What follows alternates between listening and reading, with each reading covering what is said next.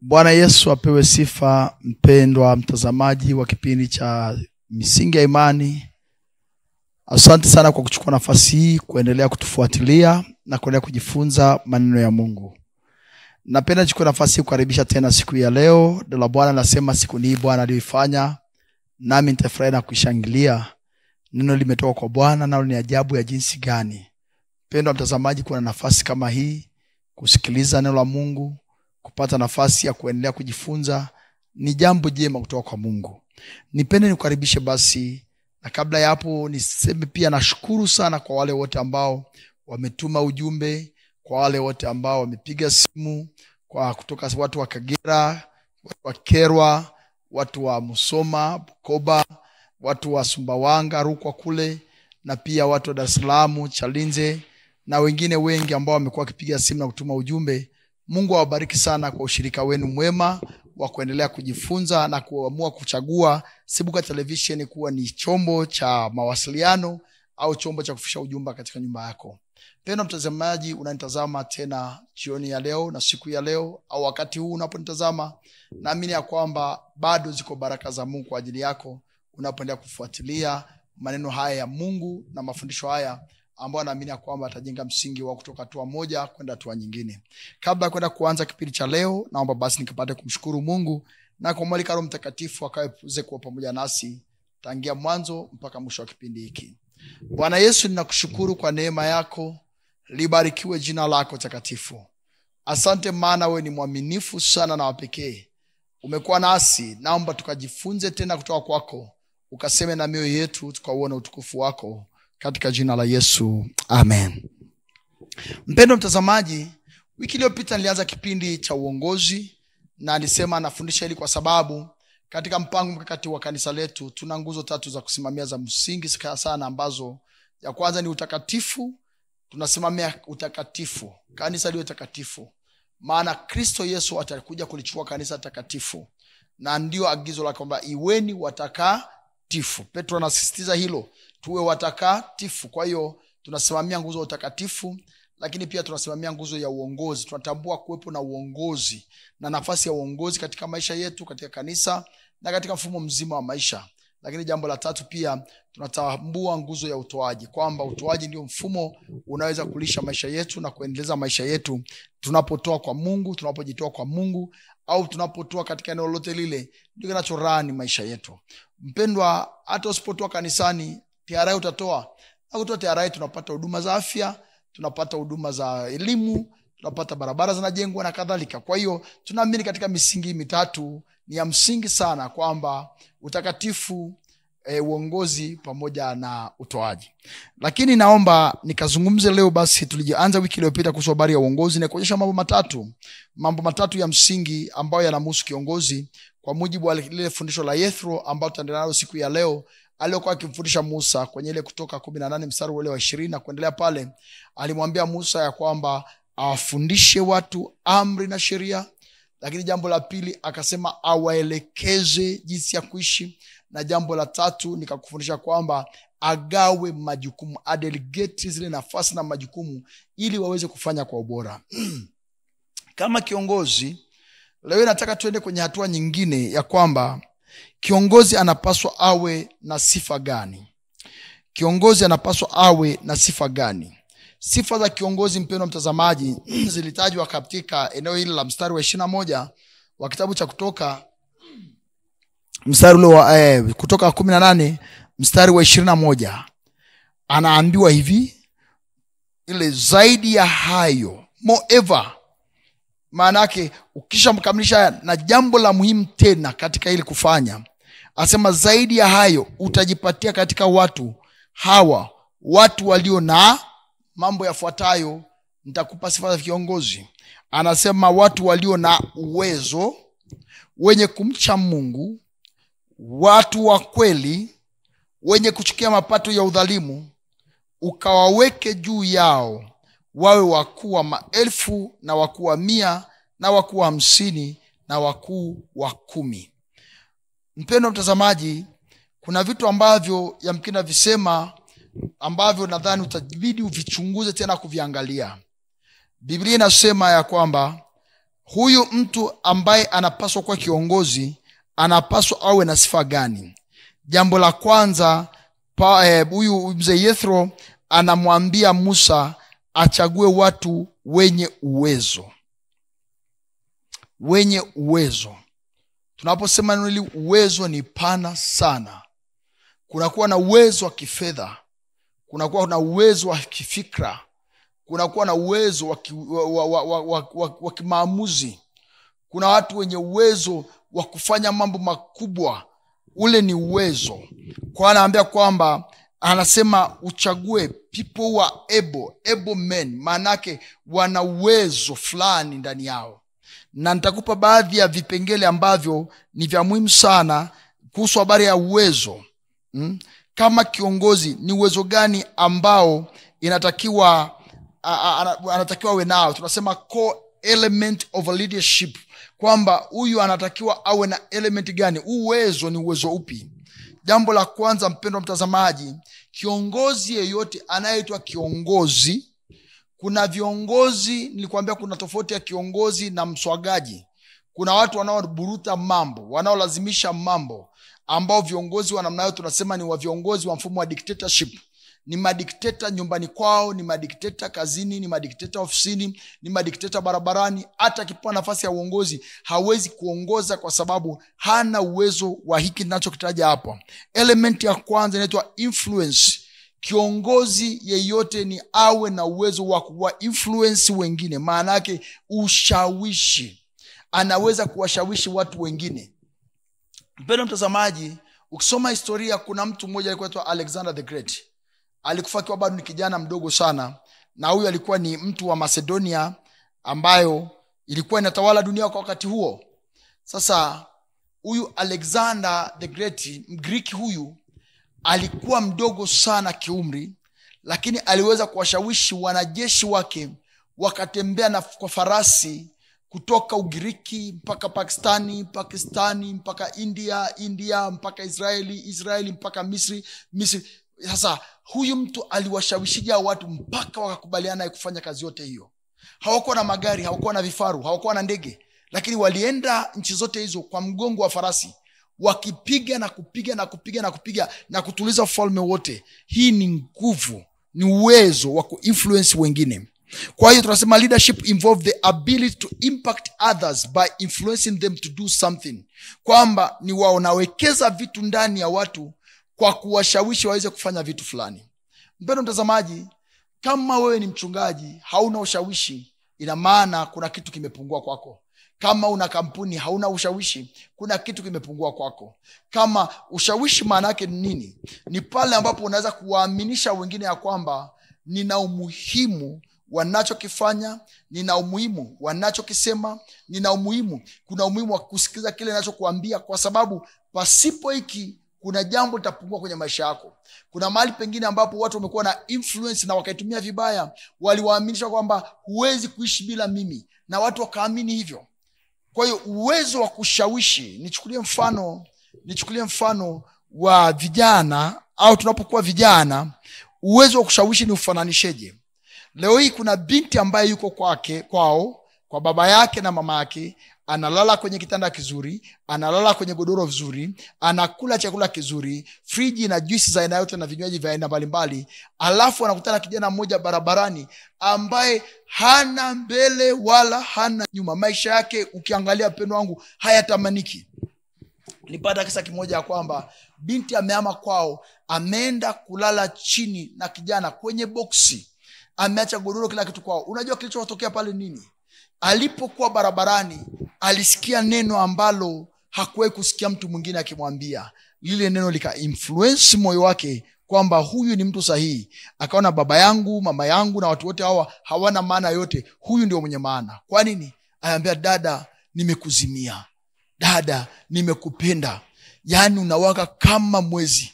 Aliposikia maneno yale, yaka influence moyo wake. Yalipo influence moyo wake, akaona kule kwetu naambiwa shetani, wewe mbwa, wewe toka hapa, hey umefeli. Sasa akalinganisha vyote hivyo kwa nyumbani kwa baba yake, akaona huyu ndio mtu sahihi. Influence, power of influence. Wanasema kiongozi awe ni mwenye uwezo wa kuambia watu wengine kwamba inawezekana ukawa tajiri, inawezekana ukatoka kwenye umaskini, inawezekana ukashinda hali hiyo, inawezekana ukapona, inawezekana. Maana yake anaweza kuinua imani, shauku, mtazamo, tunasema perspective wa kila aina. Ukiweza kuinuka ukiwashawishi watu hao, basi wewe ni kiongozi. Mpendwa mtazamaji, huyu mzee Jethro anasema kiongozi awe na uwezo.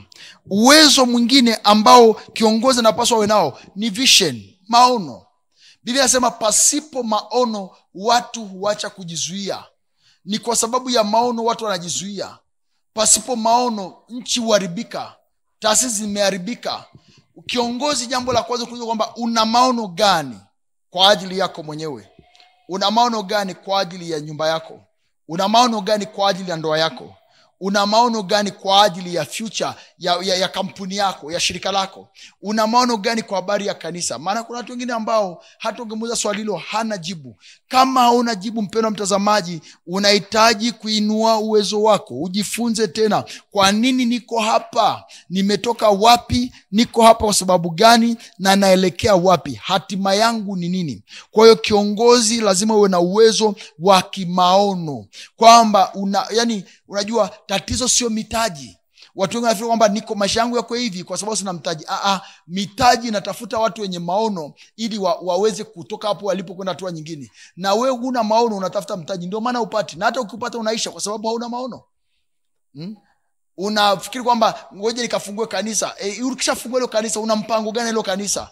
Watu watanipa sadaka alafu nitakula nitaishi. Hayo sio maono. Unafikiria nini? Kuna watu ambao wana mambo makubwa ndani yao, wana hospitali yamejaa ndani yao kutibu matatizo ya watu, wana mashule yamejaa ndani mwao kutibu ujinga wa watu, wana kanisa limejaa ndani yao kutibu roho za watu. Hasa hao watu wana maono. Kiongozi lazima uwe na uwezo wa kimaono. Maana yake mtazamo wako wewe hautazami kama kuku kwamba nitakula nini, nitavaa nini. Yesu alisema hivyo vitu achana navyo, usihangaike na hivyo, kwa sababu wewe ni kiongozi. You are a leader. Kiongozi afikiria habari nitakula nini, nitakunywa nini. Maana yake hivyo ni vitu ambavyo hata ndege wenyewe hawahangaiki navyo. Ndege unajua wamefocus, usiwe mdogo kiasi hicho. Ndege wana maono makubwa.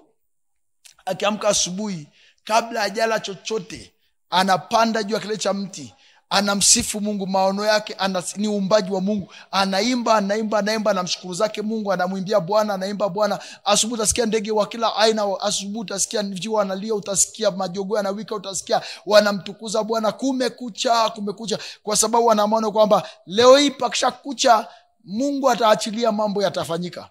Kwa hiyo usishinde na ndege, uwe na maono ndani mwako. Amen.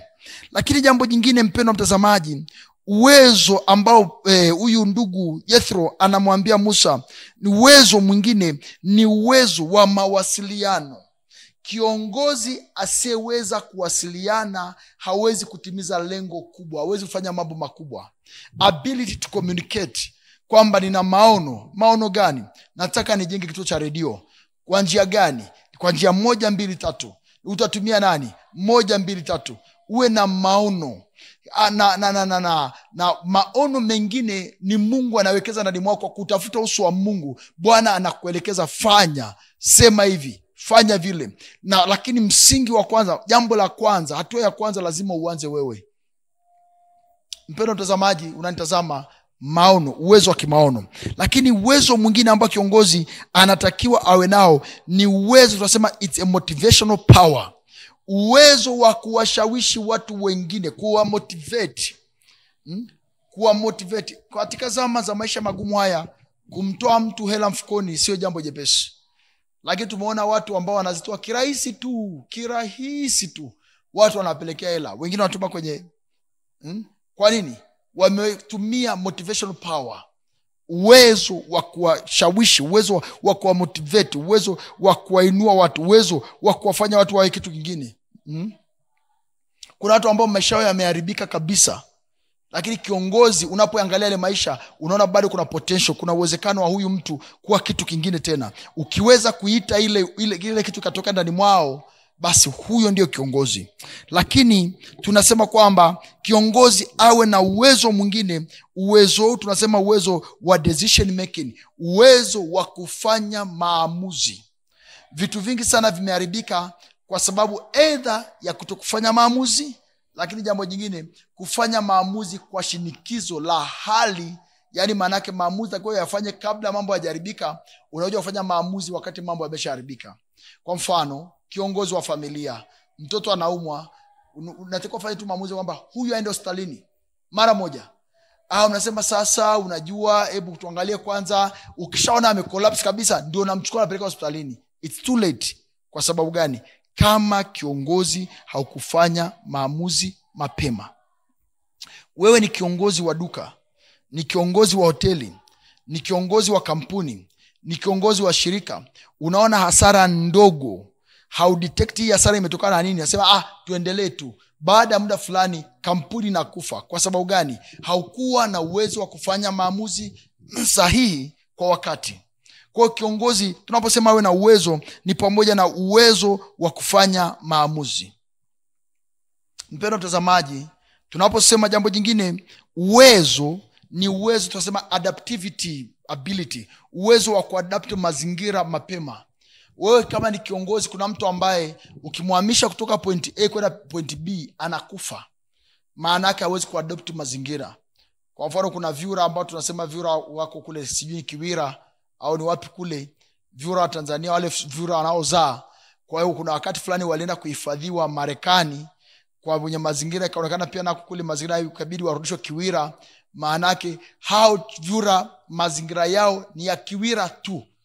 Hautayakuta Moshi, hautayakuta Arusha. Kwa hiyo ukimchukua pale ukimpeleka mazingira atakufa, ataishi baada ya muda fulani atakufa. Kuna mazingira, kwa mfano fisi ameadapti mazingira ya equator, eneo la hapa tu katikati hapa kwenye equator. Ukimchukua fisi ukimpeleka kwenye rainforest, sehemu unanyesha mvua jana, hata survival kwa sababu sio mazingira yake. Ukipeleka kwenye nchi ya barafu hata survive. Kwa sababu gani? Sio mazingira yake. Kwa hiyo mpendwa mtazamaji, unanitazama, jua kwamba kiongozi lazima pia awe na uwezo wa kuadapt mazingira. Lakini kuna jambo jingine ambalo tunasema kwamba integrity, honesty and ethical behavior are fundamental to build a trust and credibility. Ile honesty and ethical, maana yake maadili yake, nidhamu yake, yani yuko honest, maana yake ni mkweli. Ndio yake ni ndio, hapana ni hapana. Inawezekana, haiwezekani. Hawezi kusema ndio alafu kesho kaja kumshawishi aseme hapana kitu ambacho jana alisema ndio. Biblia inasema kwamba hata kama ameapa kwa hasara yake anatimiza. Huyo ndio kiongozi, uwezo wa kiongozi. Kwa hiyo mtumishi wa Mungu hapa anasema maneno haya kwamba, anasema ukisoma mstari wa 21, anasema zaidi ya hayo utajipatia katika watu walio na uwezo. Kwa hiyo uwezo, nimetaja hizo uwezo hapo, ni aina tofauti ya uwezo. Kwa kiongozi lazima awe na uwezo wa kushawishi, awe na uwezo wa kimaono, awe na uwezo wa kuadapt mazingira tofauti, awe na uwezo wa kufanya maamuzi, awe na uwezo wa kuelekeza, awe na uwezo wa kufundisha. Huo wote ni uwezo. Awe na uwezo wa kusurvive nyakati ngumu. Maana kiongozi nini? Anaweza kafika msitu ili wengine wapite salama. Maana yake anaweza kavumilia hali mbaya zote for the benefit of others, kwa ajili ya watu wengine. Leo hii mchungaji, nizungumza habari ya field yetu ya uchungaji. Kama ni kiongozi, umeshahama mahali 5, 6, utana moto kidogo tu umekimbia, hauwezi kuadapt mazingira. Unakutana tu wamenisema, unakimbia unaenda sehemu nyingine. Huku kuna wachawi, unakimbia unaenda sehemu nyingine. Huku hivi hamna hela, unakimbia unaenda sehemu nyingine. Una matatizo, hauna uwezo ndani mwako. Maana yake kiongozi atakiwa akae mahali pasipo tamanika, alafu atengeneze mazingira ya tamanike. Kiongozi ndiye anaanza duka sifuri, alafu mambo yakishakuwa mazuri anaajiri wafanyakazi wanaoja kula kwa raha kwa sababu yeye aliteseka. Kiongozi ni mtu ambaye ataanza taasisi kwa shida, kwa kujinyima. Yeye mwenyewe havai kiatu cha pili, hana nguo ya pili. Anaanza hilo kanisa, anaanza hiyo shule, anaanza sijui ni taasisi ya hospitali, sijui anaanza nini, kwa mateso sana. Baada ya muda fulani mambo yakishakaa vizuri, wengine wote wanakuja kula, wanakuja kuenjoy kwamba mimi hapa ni manager, mimi hapa ni treasurer, mimi hapa sijui ni mhasibu, sijui hapa mimi nani. Kwa sababu gani? Yuko mtu aliyetaabikia. Yuko mtu aliyeteseka. Leo tuna enjoy ndani ya EAGT. Kwa sababu gani? Yuko mtu aliyefia EAGT, aliyetesekea EAGT. Moses Kulola na wazee wa dini hii walihenya, walitaabika, walisafiri kwa mguu, walikula miogo na mapapai, walikuwa hawana magari, walikuwa hawana hata nauli za kusafiria, wakasafiri. Lakini leo hii tuna enjoy maisha. Kwa sababu gani? Kusema tu mimi ni EAGT, kila mtu anakubali kwamba EAGT ipi nini ya Moses Kulola, ndio basi mambo yamekaa. Kwa sababu yuko kiongozi ambaye alisimama kwenye nafasi yake, akafeka msitu ili leo hii mimi na wewe tuje tufurahie. Leo tunasema tuko kwenye television, sio tuko kwenye radio. Leo hii tunajenga hospitali, tunajenga mambo kadhaa. Kwa sababu gani? Kuna mtu alisacrifice, kuna watu waliowekeza katika ulimwengu wa damu na nyama, katika ulimwengu wa roho, wakiatoa maisha yao kwa dhabihu ili leo hii mambo yawe hivi. Leo hii ameacha kinachosema legacy kama kiongozi. Kwa hiyo alikuwa ni kiongozi bora. Kwa nini? Ameacha urithi ambao miaka 100 baadaye ingefaa kurudi duniani, angerudi duniani angekuta kila hicho kianza kinaendelea.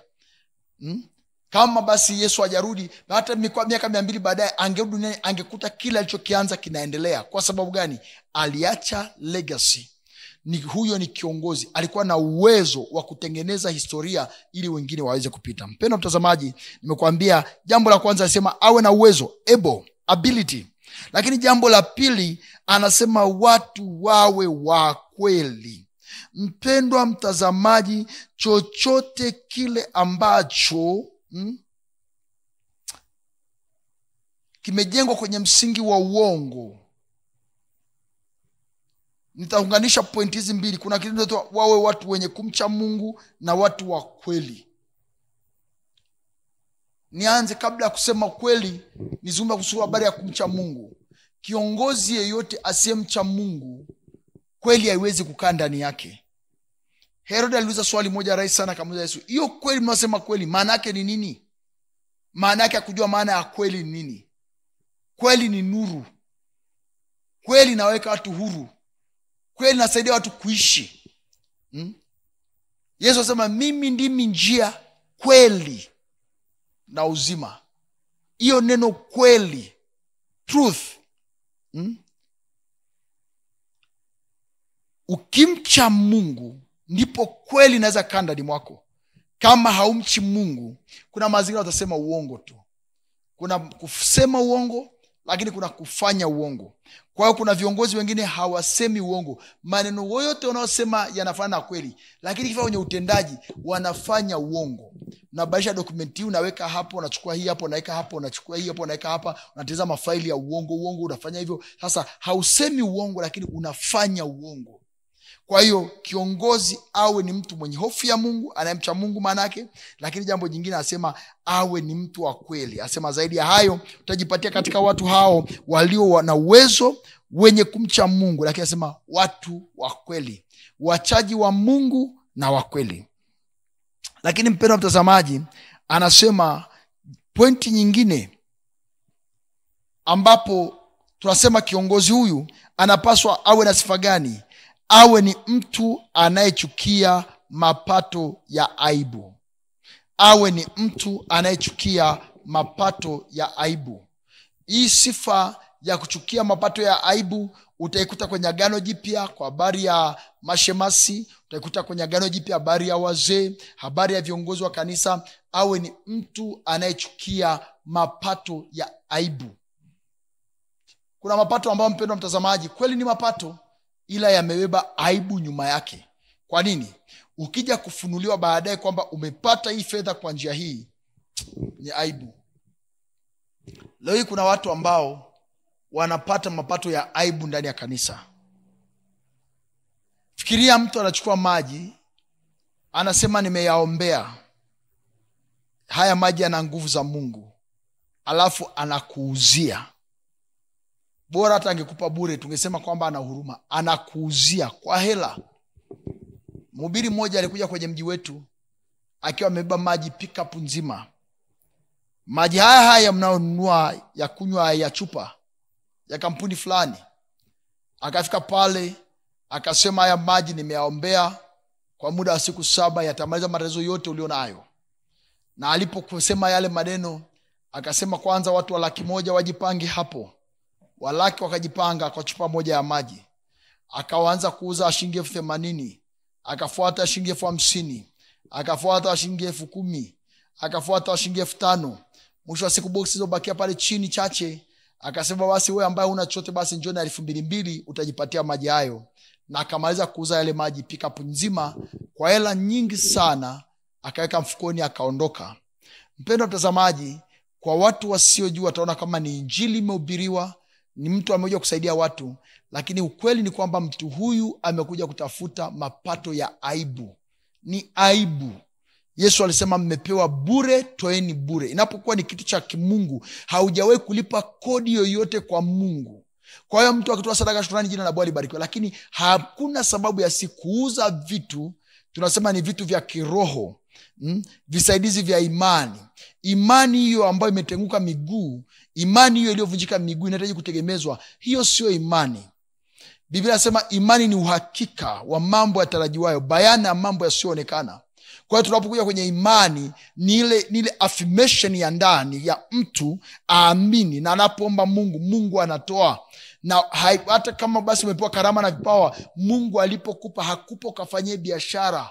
Kwa hiyo anaposema huyu kiongozi awe ni mtu anayechukia uovu, anayechukia mapato ya aibu. Mtazamaji, tunapoenda kumalizia kipindi hiki, nataka nikupe pointi nyingine moja ya muhimu baada ya kuangalia mambo haya ya msingi ambayo tumeangalia hapo juu, kwamba kiongozi anapaswa awe na sifa gani.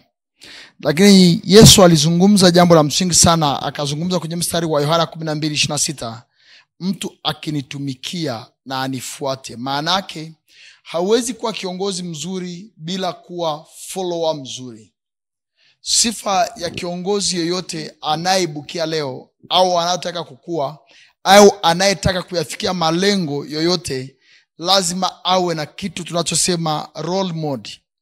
Au role model huyu ni mtu ambaye ni mtangulizi wake. Tuna kizazi cha viongozi wengi sana wameibuka ambao maisha yao ni yao wenyewe, mfumo wao ni wao wenyewe, kazi zao ni wao wenyewe. Chochote tunachokifanya wanajiona kwamba wao wamefika mahali fulani, lakini huwezi kuongoza kama wewe hujawahi kuongozwa. Ili uwe na uwezo, lazima uwezo wako ujengwe na mtu mwingine. Kwa mfano, Musa alikuwa na wito wa kimungu, ni kweli.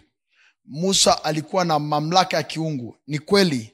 In fact, Musa alikuwa ni mtu wa pekee sana kiasi kwamba Mungu alisema wanadamu wengine wote ataongea nao kwa njia ya mafumbo, ndoto, lakini Musa alipata neema ya kuongea na Mungu ana kwa ana.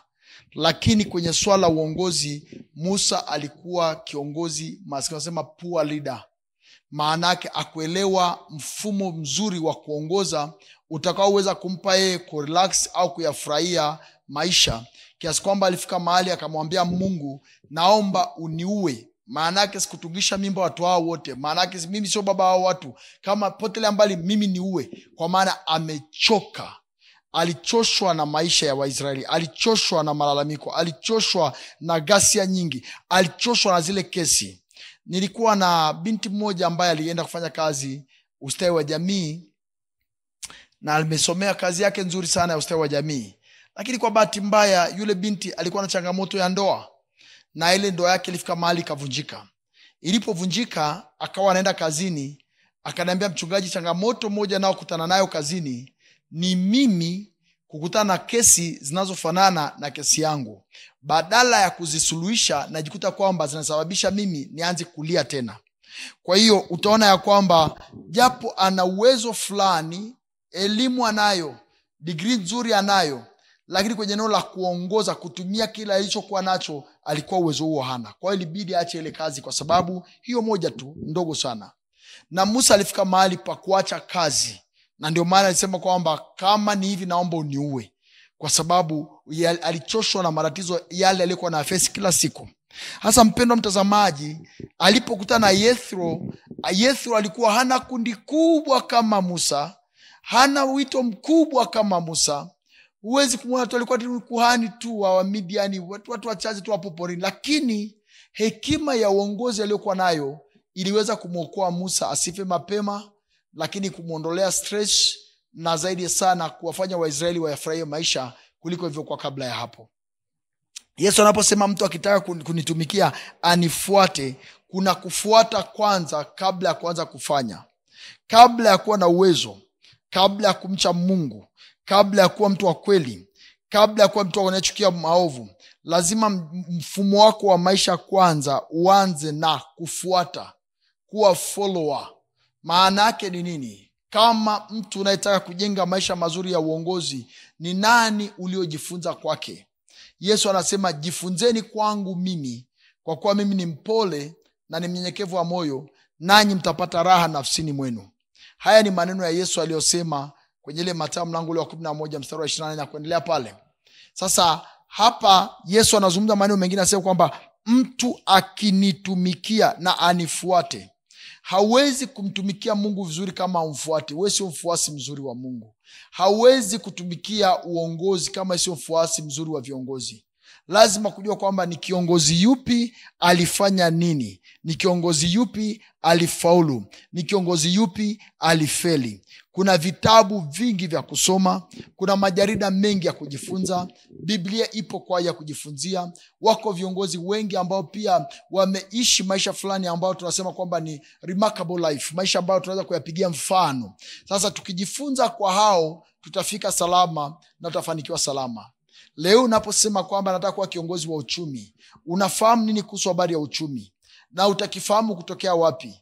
Lazima utafute vitabu vya kiuchumi, lazima utafute walimu wa kiuchumi, lazima utafute washauri wa kiuchumi, lazima utafute mifumo ya kiuchumi inafanyaje kazi. Lazima kujua kwamba terminologies, tunasema kwa Kiswahili si junior vizuri, lakini kuna terminologies za kiuchumi, kwamba unaposikia GPD, GPA, unaposikia maneno namna hiyo yana maana gani? Sio maana gani kwa tafsiri ya kwamba ni ile translation. Unaposikia yana maana gani kwa undani? Wana uchumi wanayatafsirije? Kwa unapotaka kuwa kiongozi wa kanisa, unafahamu nini kuhusu habari ya uongozi wa kanisa?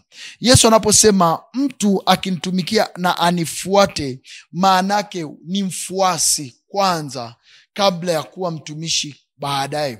Kabla ya kuwa kiongozi mzuri, lazima ujenge ufuasi mzuri. Kwa hiyo unapotaka kuwa kiongozi wa kanisa, mpendwa mtazamaji, nimekupa sifa hizi za viongozi. Kwa hiyo huwezi kuwa mchungaji bora kama ukuwahi kuwa mshirika bora. Hauwezi kuwa mtunza mahesabu bora kama hujawahi kukaa chini ya mtunza mahesabu bora. Hauwezi kuwa mtumishi mzuri bora kama hujawahi kukaa chini ya mtumishi mzuri bora. Hauwezi, wapendwa, hauwezi kufika pale unapotaka kufika kwa sababu umeamua tu from nowhere. Yesu anaposema jifunzeni kwangu, anaposema mtu anapotaka kunitumikia anifuate, je, wewe ni mfuasi? Tunaposema kuhusu habari ya uongozi, hivi wewe ni mfuasi mzuri wa viongozi, au ni yule unayekaa upande wa pili kuwapiga viongozi mawe? Unajua ni rahisi sana kusimama upande wa pili na kusema yule hajafanya vizuri, rais angefanya hivi, mbunge angefanya hivi, diwani angefanya hivi, huyu fulani angefanya hivi. Wewe ni rahisi sana upande, tunasema criticism does not cost anything. Kukaa na kukosoa haigharimu chochote kwenye maisha ya mtu, lakini kukaa na kutengeneza kinachokosolewa, ndugu yangu, ni kazi ngumu sana. Ni kazi ngumu sana. Mpendwa mtazamaji, kuna watu ambao waliofanya mambo makubwa duniani, na walipofanya mambo makubwa, ina maana waliweza kukaa na kufikiri na kufanya. Ila kuna watu ambao wamekaa duniani wakikosoa tu. Wao wanapokaa kazi yao ni kutafuta amefanya nini ili tupate kulikosoa. Kuna washirika ambao na kanisani ambao hata wanapohubiri utaona anaandika kwa bidii, anaandika pale ambapo umekosea grammar, nani umetamka vibaya, pale ambapo umesema isivyo, pale ambapo ulitakiwa usome Wakorintho wa pili ukasema Wakorintho wa kwanza, pale ambapo ulitakiwa usome Kumbukumbu la Torati ukasema Kutoka. Yani wao ni kwa ajili ya kukosoaji tu. Hiyo haigharimu chochote.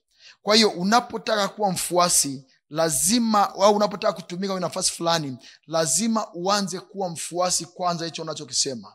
Kwa hiyo lazima ujue kwamba ni nani kiongozi mkuu katika dunia, aliwahi kufanya nini, walifanya kwa njia gani, walipitia magumu gani, walishindaje zile changamoto, walishindaje yale maneno, hawakuweza kujibu kila critics, kwamba huyu anapokosoa kiongozi kama kiongozi haupaswi kusimama na kwanza sema hapana. Huo muda wa kujibu kila mtu, wapendwa, haupo.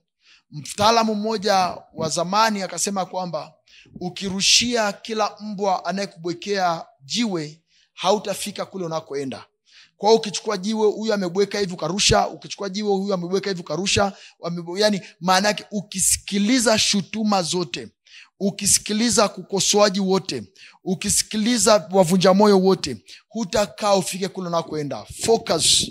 Yesu anasema mtu yeyote akinitumikia na anifuate.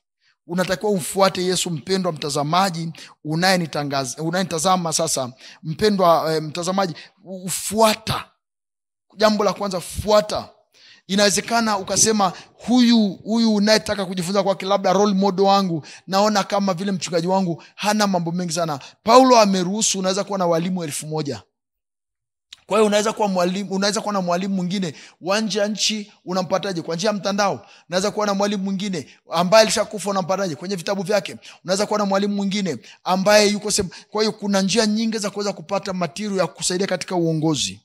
Kwa hiyo haitoshi tu kusema kwamba mimi labda bosi wangu anatosha, mimi mchungaji wangu anatosha, mimi fulani anatosha. Anaweza katosha kwenye masuala ya kiroho, lakini kwenye yale unataka kuyafanya hayupo wala hayafahamu chochote.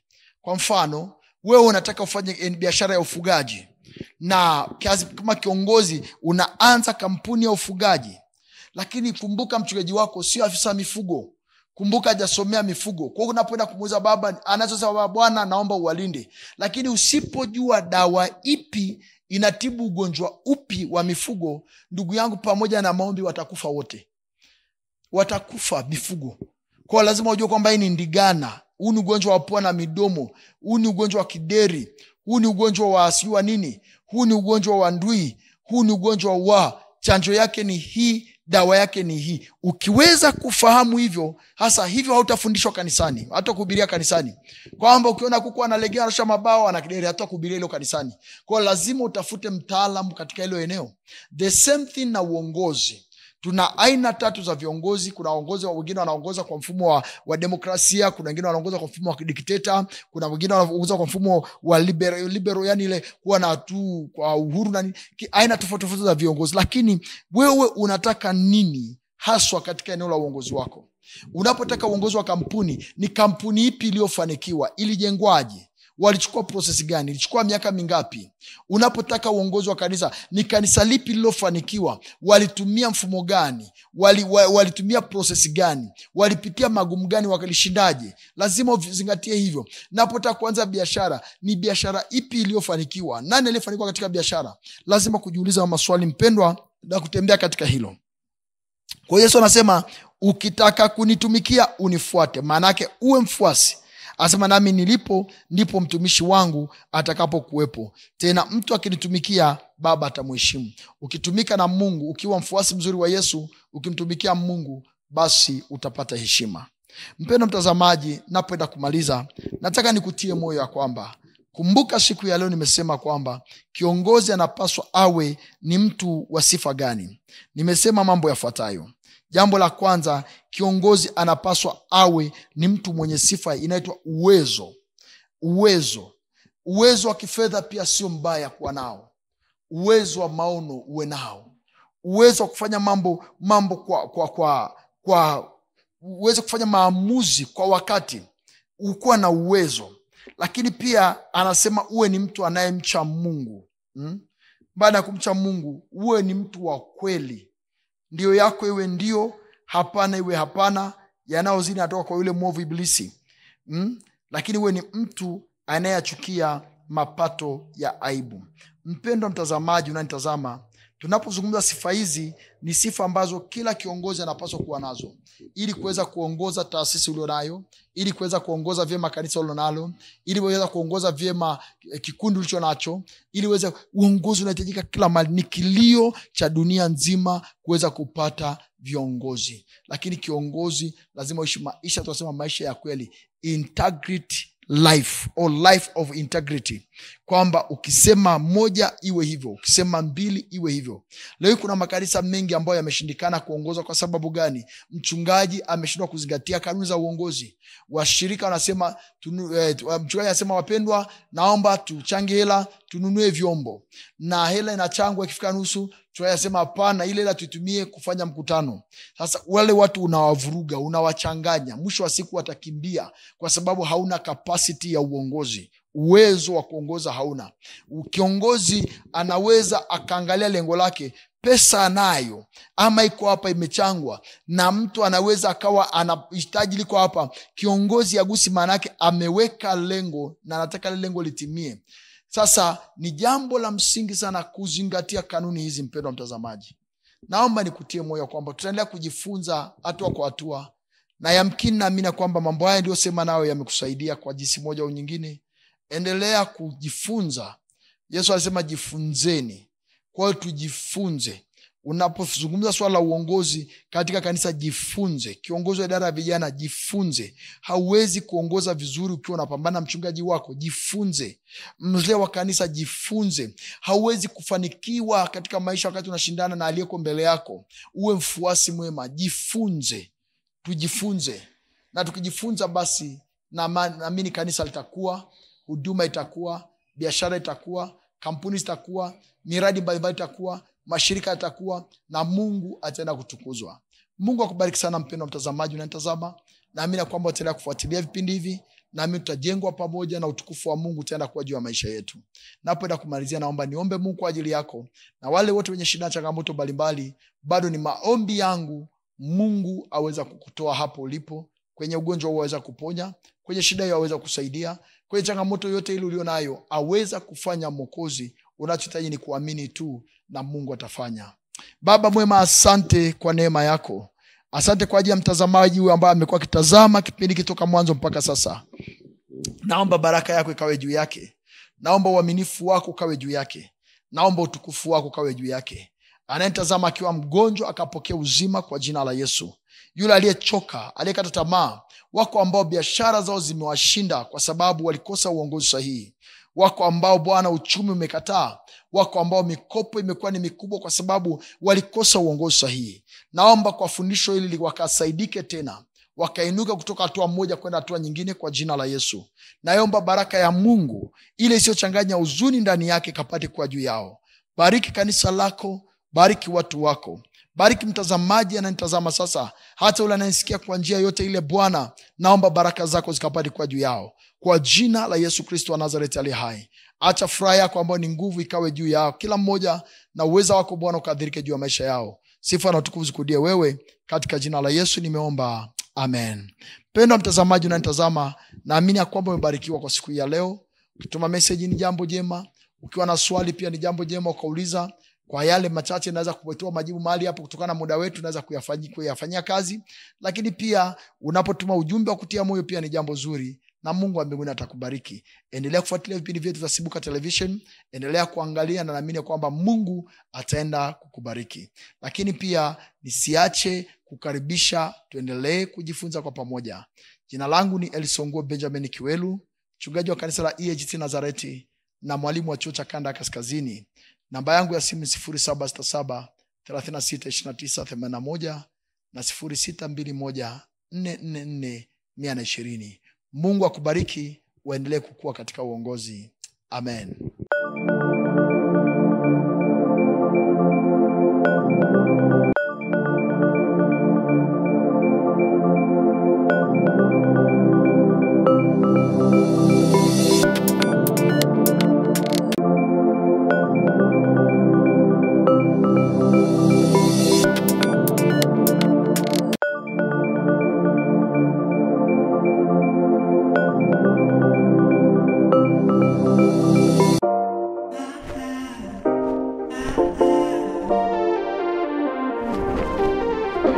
EAGT